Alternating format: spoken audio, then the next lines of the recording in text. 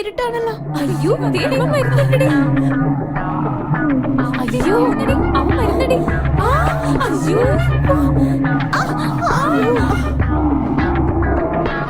അവള് പെരുണ്ടടി. അയ്യോ എല്ലാം കൈവിട്ടു. എന്തിനാ നമ്മളെ എന്തിനാ നോക്കുന്നേ? അയ്യോ എടി മോശം.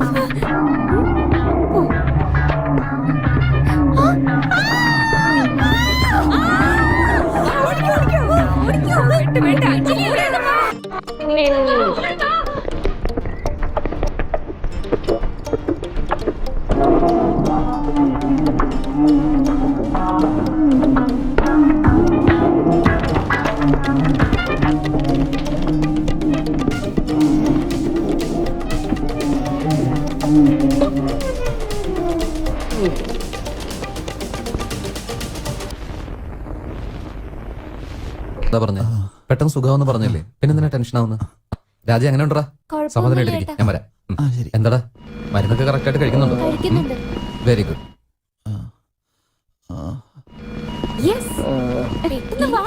വേഗം വാടി. എന്താ പറയാൻ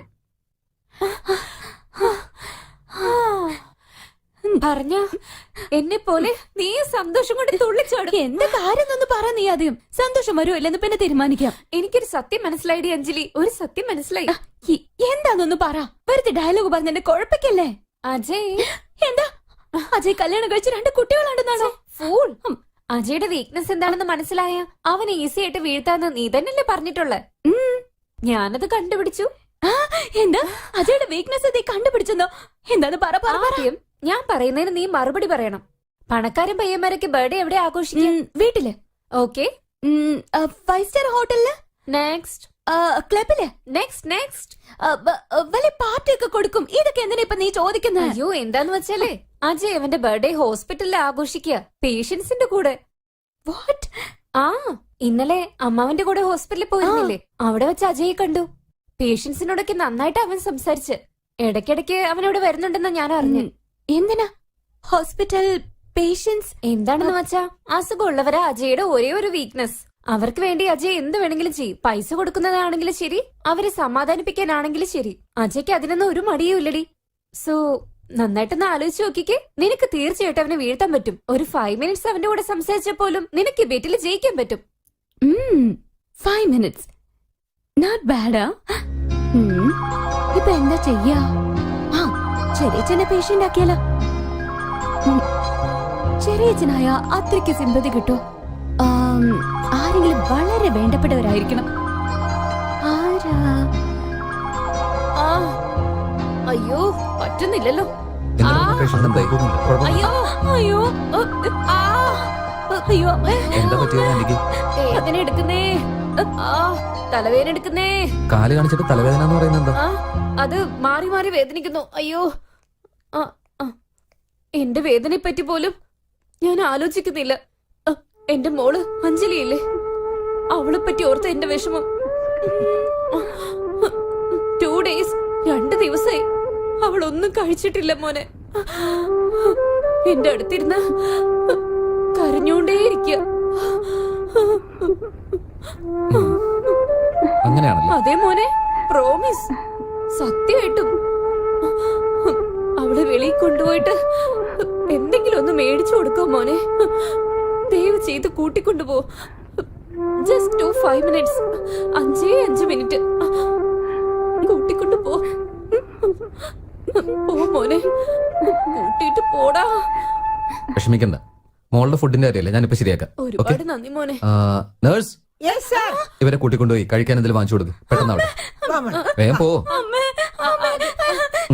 ഒന്നും പേടിക്കേണ്ട കാര്യമില്ല. നേഴ്സിനോട് പറഞ്ഞിട്ടുണ്ട്, പുള്ളിക്കാരി മോളെ കൊണ്ടുപോയി ഫുഡൊക്കെ വാങ്ങിച്ചു കൊടുക്കും.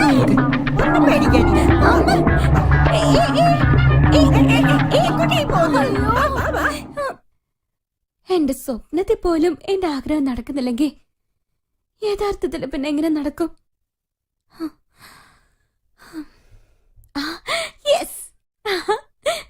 ആദ്യമേ എനിക്ക് എന്താ ഇത് തോന്നാഞ്ഞ്?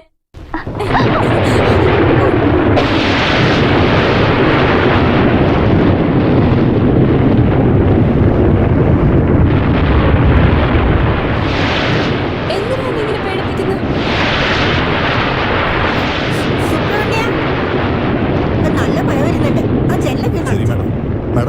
വരാൻ ലേറ്റ് ആവും. അറിഞ്ഞൂടല്ലോ, ഞാനൊന്ന് ഫോൺ ചെയ്ത് നോക്കട്ടെ. ഹലോ, ഇപ്പൊ സമയം എത്രയെന്നറിയാവോ? ഇടിയും മിന്നലും ഒക്കെ. എന്ത് ചെയ്യാ അവിടെ? ദേഷ്യപ്പെടല്ലേ, ഒരു എമർജൻസി ഓപ്പറേഷൻ ചെയ്യാനുണ്ടായിരുന്നു. അജയ് ഇതുവരെ വീട്ടിൽ വന്നില്ല. എങ്ങോട്ടാ പോയെന്നും അറിയില്ല. പറയാൻ മറന്നുപോയി, അവർ ഫ്രണ്ട്സിന്റെ കൂടെ തിരുവനന്തപുരത്തോട്ട് പോയതാ. അച്ഛനും കണക്കാ മോനും കണക്കാ, രണ്ടുപേരും സംസാരിച്ച് പ്ലാൻ മാറ്റിക്കൊണ്ടേയിരിക്കും. എന്നോട് പറയുകയുമില്ല. ഞാനിവിടെ ഒറ്റയ്ക്കിരുന്ന് എന്ത് ചെയ്യാനാ? മഴയാണെങ്കിൽ ഡ്രൈവ് ചെയ്യണ്ടെന്ന് ഞാൻ അവനോട് പറഞ്ഞത്. ഡോണ്ട് ഗെറ്റ് അപ്സെറ്റ്, ഞാൻ ഉടനെ എത്തിക്കോളാം. ആ, വേഗം ചെയ്തു തീർക്കാൻ നോക്ക്.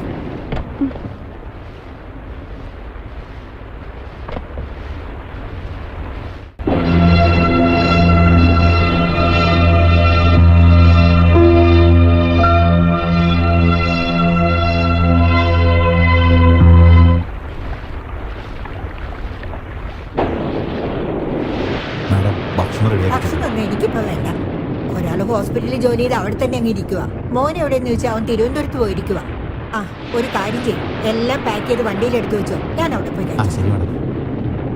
ഞാനും ഹോസ്പിറ്റലിൽ ഒരു നേഴ്സായി വർക്ക് ചെയ്യാം.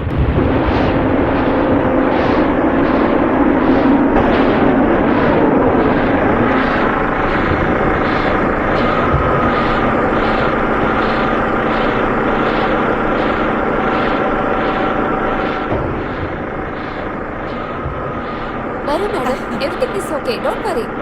അതല്ല, ഡോക്ടർ ഒന്നും കഴിച്ചിട്ടില്ല. ഡോക്ടറെ വിളിച്ചിട്ട് വരട്ടെ? വേണ്ട വേണ്ട, അവരുടെ റൂമിൽ വെയിറ്റ് ചെയ്യാം. വരൂ. Thank you. മാഡം, ഇതെവിടെ വെക്കണ്ടേ? അവിടെ വെക്കാം. എന്തൊരു ഇടിയല്ലേ.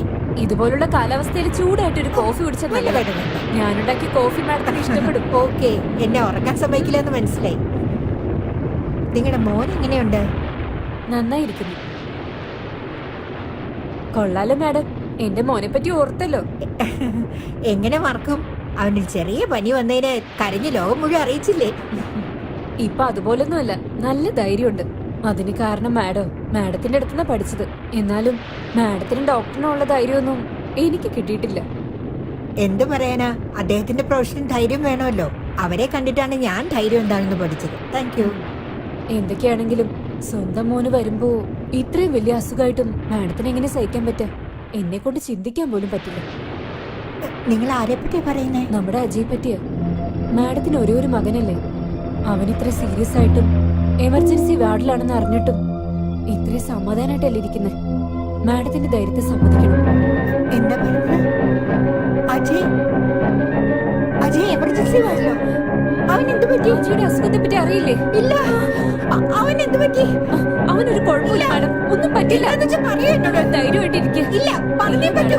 നിങ്ങൾ പറഞ്ഞേ പറ്റൂ. Cake madam. ഡോക്ടറെ വിളിക്കൂ. കുഴപ്പമൊന്നും ഡോക്ടറെ ഉണ്ടാവില്ല. വിളിക്ക്. എനിക്ക് ഇപ്പൊ തന്നെ കാണണം. ഡോക്ടർ, അജയെ പറ്റി മാഡത്തിന് അറിയില്ലെന്ന് എനിക്ക് അറിയില്ലായിരുന്നു.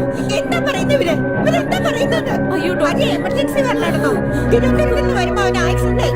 അങ്ങനെയല്ല അവൻ എമർജൻസി വാർഡിലായത്. രാജി പ്ലീസ് അജയ്ക്ക് ആക്സിഡന്റ് ഒന്നും സംഭവിച്ചിട്ടില്ല.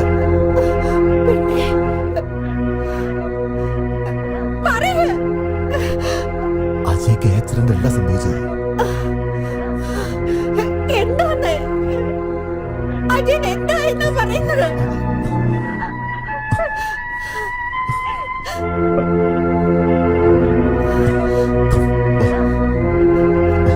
നിങ്ങൾ അങ്ങോട്ട് കൊണ്ടുപോകുന്നത്?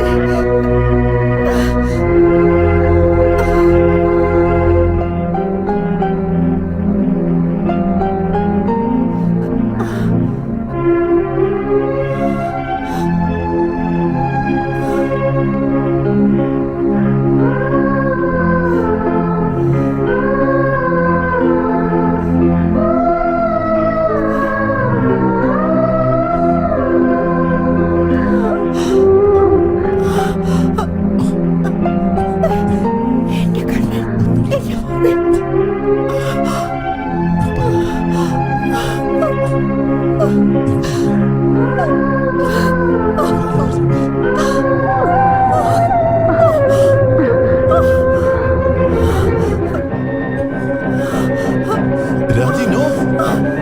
അജയ്ക്ക് എന്ത് പറ്റി? എന്ത് പറ്റിയത്? എന്റെ അജയൻ എന്ത് പറ്റി? പറയൂ എന്നോട്. എന്നെ ചതിക്കല്ലേ? ഞാനാരെയും ചതിച്ചിട്ടില്ല. ഞാനാരെയും ചതിച്ചിട്ടില്ലെന്ന്. ആ ദൈവമാണ് നമ്മളെല്ലാവരും ഒന്നിച്ച് ചതിച്ചത്. അജയ്ക്ക് ബ്രെയിൻ ട്യൂമറാണ്. അവൻ ഇനി കുറച്ച് നാളുകൾ മാത്രമേ നമ്മളെ കൂടെ ഉണ്ടാവൂ.